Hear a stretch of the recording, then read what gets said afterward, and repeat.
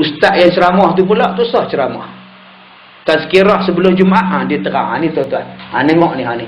Tengok kereta macam mana boleh melambung naik atas rumah. Cuba tengok bot macam mana atas bumbung rumah. Inilah dia bala daripada Allah. Sampai masa waktu azan. Kemudian pengurusi sebut, tuan-tuan, pada Jumaat minggu depan kita akan tayangkan pula gambar bagaimana seksanya orang perempuan melahirkan seorang anak. Bagaimana teruknya orang perempuan melahirkan seorang anak ke atas muka bumi. Ingat, tayangan akan bermula jam 12.30 tengah hari Jumaat depan. Kita jumpa di sana, kata pengurusi. Dah tahu dah minggu depan gambar perempuan beranak lah. Oh, bagus tu. Anak-anak pun datang ramai-ramai. Rupa-rupanya tengok gambar bersalin melalui perut. Masya Allah. Panggil doktor buat penerangan. Tuan-tuan, inilah cara pembedahan secara pembedahan. Ini dipanggil sebagai apa? Tengok torehan yang pertama. Mula-mula toreh, dia keluar darah. Keluar darah, toreh, keluar darah. Torehan kali kedua, dia keluar air. Air mentuban. Memancut air mentuban keluar. Torehan kali ketiga, barulah baby itu keluar. 3 kali toreh, baru baby itu keluar. Baru bayi itu keluar. Beginilah adik-adik mak kita melahirkan kita. Melalui pembedahan. Ini belum melalui jalan biasa. Kamu nak lawan mak kamu. Kamu nak bantah mak kamu. Bersabung nyawa mak kita. Dia jadi insaf, tuan-tuan. Habis aja tunjuk gambar tu, tunjuk pula minggu depan. Minggu depan kita akan tunjukkan pula satu video. Bagaimana kemalangan yang ngeri yang berlaku di Kuala Lumpur. Mayatnya terputus 3. Mak rempit kompom datang minggu depan. Inilah dia. Semuanya benda ini nak buat, dan nak buat memerlukan modal. Memerlukan wang. Masjid tak boleh hanya jadi diam, tak bergerak, hanya mesra orang-orang tua. Masjid kena jadi mesra orang-orang muda. Yang inilah yang orang muda nak. Lama-lama mereka akan datang. Malah mereka pula bagi idea macam mana nak buat untuk minggu depan yang boleh menarik. Habis sekolah malam menawar, sekolah menengah atau semayang Jumaat, datang sini awal-awal. Pakat dengan pengetua sekolah, pakat dengan guru besar sekolah, hantar 12.30 mai semayang dah, tunggu dah. Jangan bercakap, tengok video. Yang ni yang kita kena buat. Sebab tu kita kena berjalan. Famshu fi manakibiha. Jalan. Tengok apa yang dibuat, apa yang dibuat. Saya pergi ke Shenzhen, China. Masya Allah. Subhanallah. Sejuk, nyaman, bersih. Walaupun negara bukan Islam. Bersih, tuan-tuan. Bersih sungguh. Saya pergi ke taman dia, tak ada orang ludah. Tak ada orang ludah di taman dia. Saya pergi ke Singapura, Masya Allah. Bersihnya, walaupun bukan negara Islam. Bersih sungguh. Hebat, tuan-tuan. Pergi ke zoo dia, tak ada orang buang sampah. Saya naik kereta api, MRT. Budak-budak semua hormat pada orang tua. Saya pergi ceramah di sana, saya naik MRT. Saja kawan-kawan bawa saya berjalan naik kereta api, MRT. Kawan saya duduk depan, saya duduk belakang, seorang-seorang. Saya duduk menyandar hujung, tengok pemandangan di Singapura. Sebelah saya, anak-anak muda. Semua main laptop, iPod lah apa, semua duduk main. Relax main. Tiba-tiba datang nyonya-nyonya, tahan. Apa nama? Berhenti. Kereta api, dia naik. 3 nyonya. Masing-masing bawa beg, bako semua. Anak-anak muda yang tengah main laptop ni, berhenti. Laptopnya, bangun. Dia suruh nyonya-nyonya ni duduk.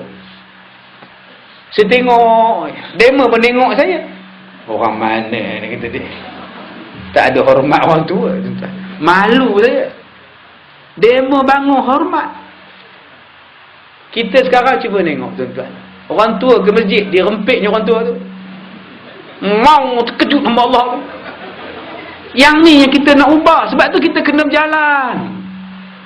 Banyak tempat kita berjalan. Tuan-tuan pergi ke Mesir. Di Mesir, kubur kongsi di antara orang bukan Islam dengan orang Islam. Masjid berkongsi. Masjid kongsi dengan orang bukan Islam. Hari ini jadi gereja, besok jadi masjid.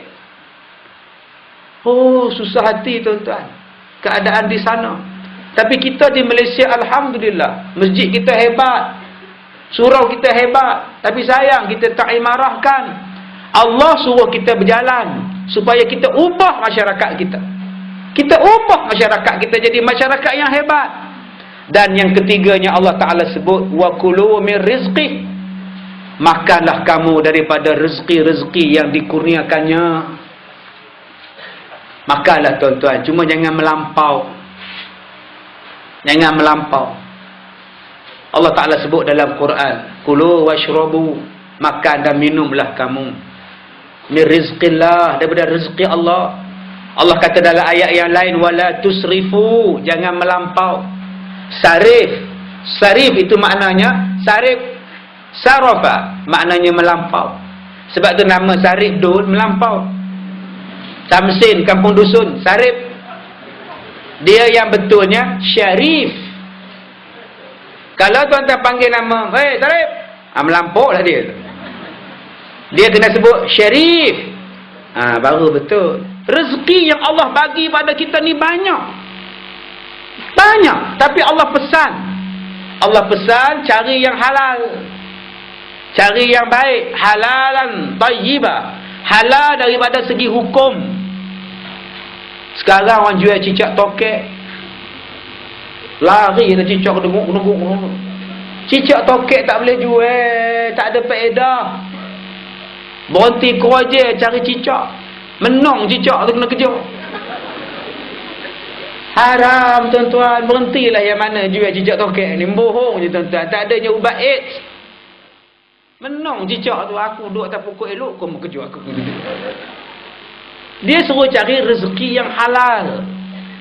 Jangan duk jual benda haram. Jangan duk tikam nombor. Ini jual ular. Jumpa bewak, jual bewak. Hai ya Allah. Jumpa ular sawuk, dikejar je ular. Nak jual ular, jangan. Yang kedua, ambil daripada segi hukum. Baik untuk kesihatan. Baik untuk kesihatan. Ya, kita ni nikmat sihat. Bila kita hilang nikmat sihat, baru kita tahu nikmat sihat. Ni gigi kita ni. Sekarang kita tak rasa syukur dengan gigi. Kita tak rasa sangat syukur dengan gigi. Tunggulah gigi habis. Gugur sebatang-sebatang, baru menyesal. Sekarang dah pakai gigi palsu. Nak cakap hari tu pun terlepas, keluar balik. Kita ketua kampung cakap-cakap terkeluar. Datang satu makcik kata, gunakan Polident. Dengan Polident, melakon pun tak nampak palsu. Dulu masa ada gigi kita tak jaga. Bila udah gigi hilang, ya Allah, makan petai pun tak sedap. Makan petai pun dah tak boleh pepah. Udah main bola, wing kanan, wing kiri. Wing kanan, wing kiri, gol. Telan. Udah tak ada hancur. Bila berak pun keluar balik petai tu. Itulah yang kita kena sayang kepada nikmat. Nikmat tu kena sayang. Segala penyakit Nabi kata datang daripada perut. Perut ini punca penyakit. Sebab itu makanan yang masuk di dalam mulut kita, kita kena jaga supaya perut tidak sakit. Bahagilah 3 perut. 1 untuk angin, 1 untuk air, 1 untuk makanan. Jangan diisi air sampai buncit. Jangan diisi dengan makanan sampai sengkak. Jangan langsung tak makan sampai angin masuk. Semuanya akan mendatangkan penyakit. Dia suruh kita berada dalam tahap sederhana. Itulah umat Islam. Umat yang sederhana. Jangan melampau-lampau. Fattaqullah mastata'tum. Saya ceramah ni pun dah dekat 2 jam. Udahlah. Sederhanalah. Esok nak kerja. Ini udah tak ingat dunia ceramahnya. Jadi kalau semua orang bersederhana kan bagus. Ummatan wasata. Umat yang pertengahan. Saya nak pesan pada tuan-tuan sidang pendengar Perak FM ni. Kalau tuan-tuan nak benci orang, Janganlah benci melampau-lampau. Silap-silap orang yang kita benci itulah yang akan tolong kita. Kalau dia tak tolong kita, silap-silap hari bulan, dialah yang tolong anak dan isteri kita. Sebab saya tengok hari ni orang kita, kalau dah benci sungguh-sungguh. Benci sungguh. Hanya perbezaan politik menjadikan kita benci sungguh. Salam tak nak jawab, kenduri tak nak datang, kuliah tak nak sampai, masjid pun boikot, surau pun boikot, mati pun boikot.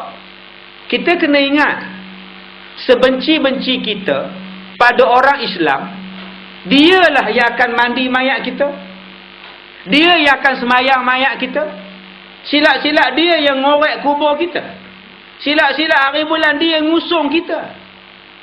Kita baik dengan orang kafir, demo tak buat macam itu. Mana ada demo doa untuk kita? Mana boleh demo bagi syafaat kepada kita? Di masjid tadi, Tok Ngulu baca ayat Quran tu. Innal ladzina kafaru lan tughniya anhum amwaluhum. Allah Ta'ala sebut ayat yang Tok Ngulu baca tadi. Sesungguhnya orang-orang kafir itu tidak boleh memberi manfaat kepada kamu, syafaat kepada kamu di hari kiamat. Yang boleh bagi syafaat pada kita ialah sesama kita umat Islam. Habis itu kenapa kita nak memilih bergaduh sesama Islam, meninggalkan sesama Islam dan berbaik-baik dengan orang yang tak sepatutnya, sampai kita dah tak kenal mana musuh, mana saudara.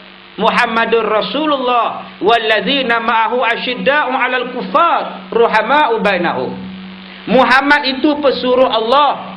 Siapa yang ikut Muhammad, dia tegas dengan orang kafir dan dia berlemah lembut dengan orang